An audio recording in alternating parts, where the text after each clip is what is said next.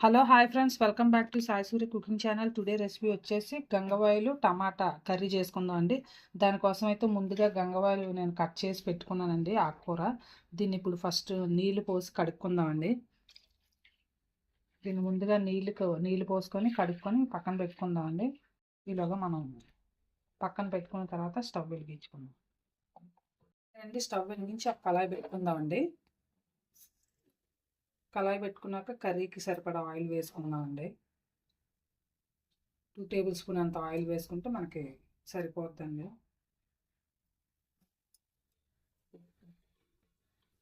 ఓకేనండి, oil heat ఎక్కింది కదా, కొద్దిగా జీలకర్ర వేసుకుందామండి. కొద్దిగా జీలకర్ర, అలాగే కొద్దిగా ఆవాలు కూడా వేసుకుందామండి. నెక్స్ట్ కొద్దిగా ఆవాలు, అలాగే అవి వేగుతున్నప్పుడే మనం ముందుగా కట్ చేసి పెట్టుకున్నానండి. సన్నగా కట్ చేసి పెట్టుకున్న ఉల్లిపాయ ముక్కలు,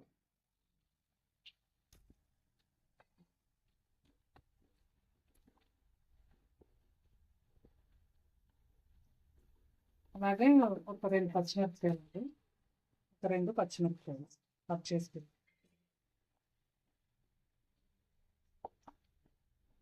ఆనియన్స్ వేగేలోపు మనం ఆకుకూరని కడుక్కుందామండి. ఓకేనండి, ఆకుకూర అంతా కూడా ఒక 2 టైమ్స్ మనం వాష్ చేసుకుంటే సరిపోతుంది.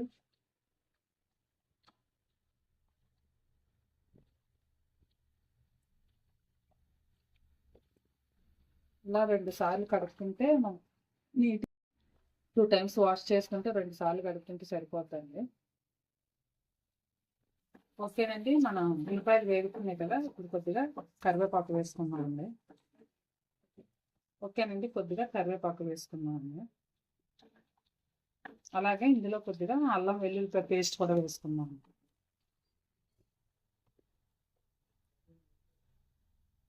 మాత్రం అల్లం వెల్లుల్లిపాయ పేస్ట్ కూడా కొద్దిగా పచ్చివాసన పోయే వరకు కొద్దిగా వేయించుకోవాలండి. ఒక 2 నిమిషాల పాటు వేయించుకుంటే సరిపోతుంది. ఓకేనండి, ఉల్లిపాయలు వేగిపోయాయి కదా, మనం ముందుగా కట్ చేసుకున్న గంగవాయిల కూర, కట్ చేసి కడిగి పెట్టుకున్న గంగవాయిల కూర వేసుకున్నాం అండి.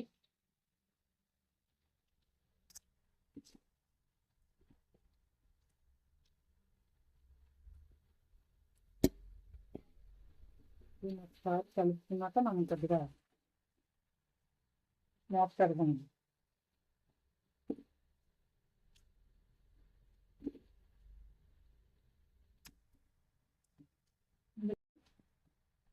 ఇందులో కొద్దిగా పసుపు వేసుకున్నామండి.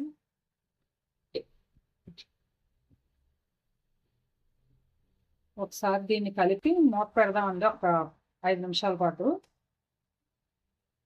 అలా అయితే మనకు కొంచెం మెత్తబడుతుంది. ఓకేనండి, ఒక 10 నిమిషాలు మూత పెట్టుకుందామండి. మనకి ఆ కూర కొంచెం బాగా మెత్తబడుతుంది అండి. 10 నిమిషాలు అయింది కదా, తీసి చూద్దామండి.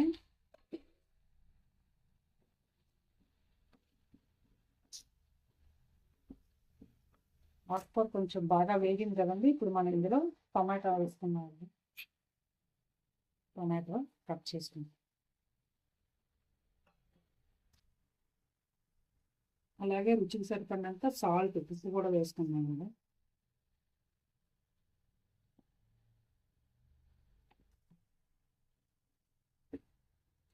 ఇంకొకసారి మూత పెడదామండి. మనకి మూత పెడితే ఆవిరికి టమాటా ముక్కలు తొందరగా మెత్తబడతాయండి.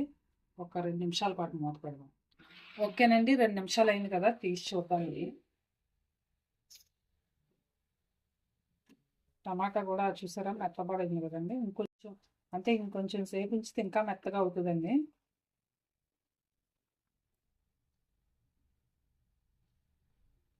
ఇప్పుడు మనం ఇందులో కారం వేసుకుందాం.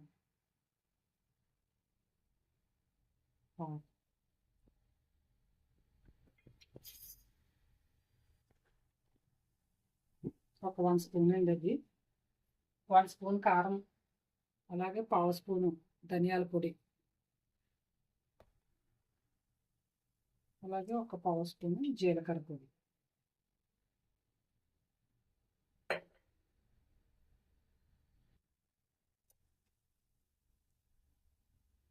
దీన్ని అంతా ఒకసారి బాగా కలుపుకుందాం అండి.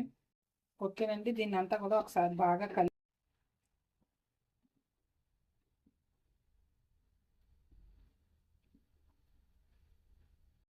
ఓకేనండి, దీన్ని అంతా కూడా బాగా కలుపుకొని ఒక 10 నిమిషాల పాటు మూత పెడదామండి. మనకు గంగవాయల కూర రెడీ అయిపోద్దండి.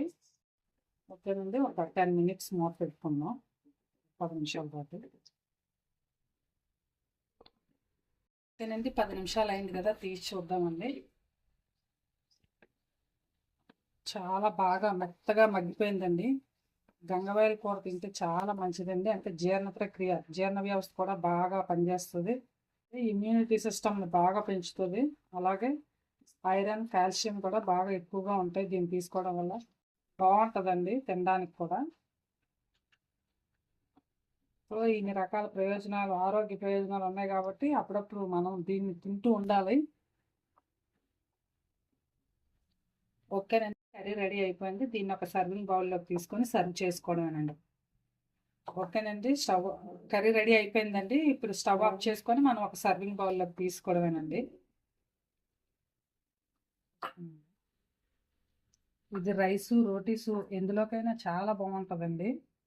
లీఫీ వెజిటబుల్స్లో, ఆకుకూరల్లో దీన్ని కూడా తప్పకుండా తినాలి. మన సైడ్ ఎక్కువగా, అంటే కొన్ని ప్రాంతాల్లో ఎక్కువగా తినరండి. తెలంగాణ సైడ్ బాగా ఎక్కువగా తీసుకుంటారు. సో చాలా బాగుంటుందండి. సో మీరు కూడా ట్రై చేయండి. కొన్ని ఏరియాల సైడ్ సరిగ్గా తెలియదండి. సో తెలంగాణ ప్రాంతంలో అయితే బాగా ఎక్కువగా తీసుకుంటూ ఉంటాం. ఓకేనండి, గంగవాయల టమాటా కూర రెడీ అయిపోయిందండి. రైస్, రోటీ దేంట్లోకైనా చాలా బాగుంటుందండి. సో మీరు కూడా ట్రై చేయండి. ట్రై చేసి టేస్ట్ చేసి మీ ఫ్రెండ్స్కి కూడా షేర్ చేయండి. నచ్చితే కనుక ఒక కామెంట్ కూడా పెట్టండి. Please like and subscribe my channel. Bye friends, మళ్ళీ నెక్స్ట్ వీడియోలో ఇంకో వంటతో కలుద్దాం.